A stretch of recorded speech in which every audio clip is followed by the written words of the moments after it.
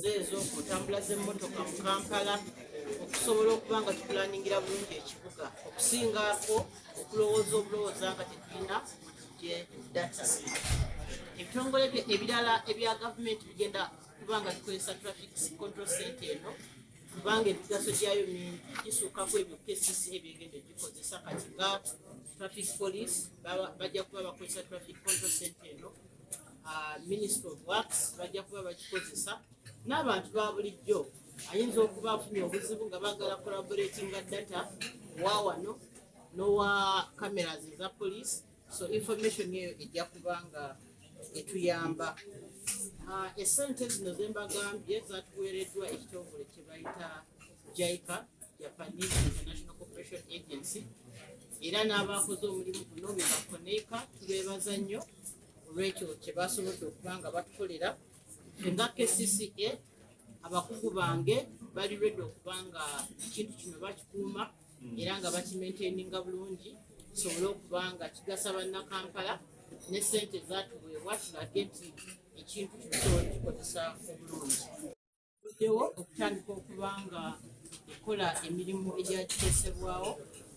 Oyinza okwebuuza nti traffic control center negenda kukola mulimu ki?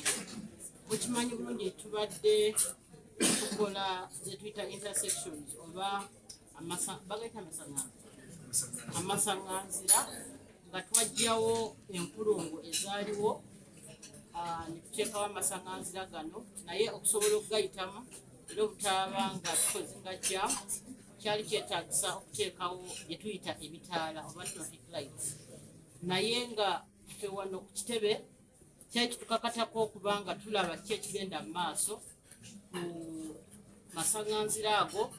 Ebitaala bye tutaddeko emmotoka ezo zitambula zitya kubanga ebitaala ebyo mulaba birina eddakiika ze tubiwa okuba nga byaka red, byaka yellow oba byaka green.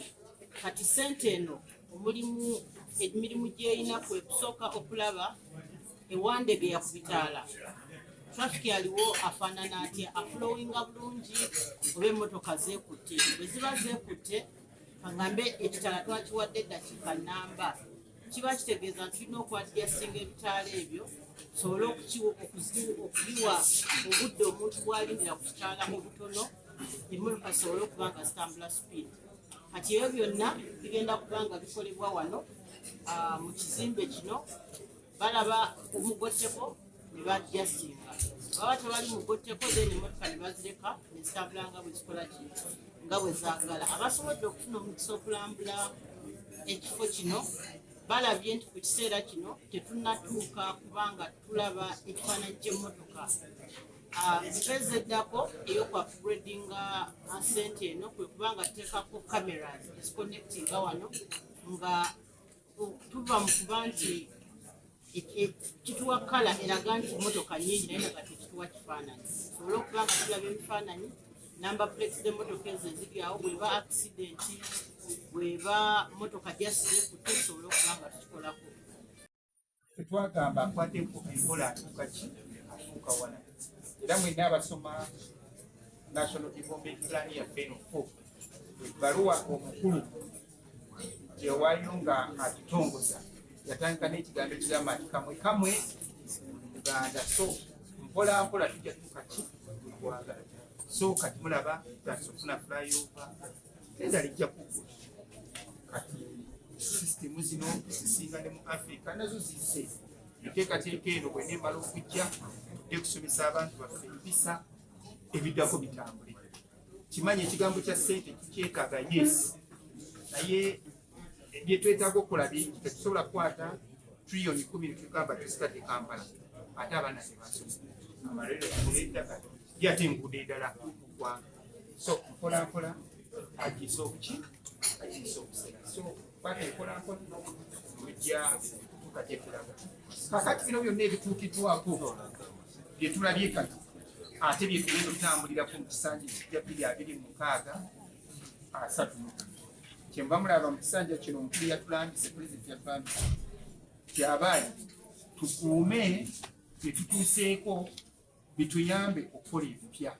So bino byonna ebisigadde tujja biraba mu kisanja enda kutuyambako nnyo mu kutulaga enteekateeka gye tuyinza okukola okutaggulula ebyentambula. Naye ebyo byonna tujja kubituukako era kyetugambye gavumenti eno ekiikiriddwa mu kulekyofatogabiru.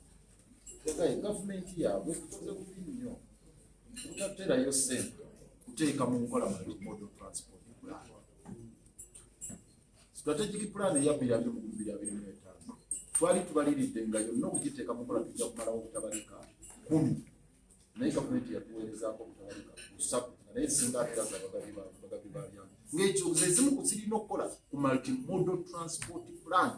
Eyo multimodal transport plan ng'erimu ne light rail ng'abantu abamu tebayita mu makubo naye nga bayita mu train ye light rail oba metro. Ekintu ekyo kikulu nnyo tuzze tubanyonyolera njagala okukikumiza fe obusimbi bwe tufuna mu kibuga Kampala obwa trade license obwa property rates simanyi obwaki obwo tebusobola kuzimba train mu kibuga Kampala. Ekyo tekisoboka buloko bwe bayita local revenue obwo tebusoboka. Sente zisobola okuzimba light rail ziba zikweraza gavumenti ya wakati. Era kyensabye ono minisita nti olwaba nga gavumenti eremereddwa okuzifuna sente zokko wakiri tubafukamire bana batuyambe tuzimbe ekizimbe kino tubagambe nti ekintu kino kirungi naye kiyinza obutakola bulungi singa tetukola ku biteekeddwa okolebwako okutaggulwa omugotteko mu kibuga Kampala ogwebyentuka nga tutaddewo train light rail. Batuyambe batuteereyo ku sente ezo ne bwe tunaazimba flyover zino nebirala nga tutaddewo light rail tujja kusanga ekisemberayo ddala mawulire malungi nti fezi twegenda kutandika eya flyover. Obuzibu obulina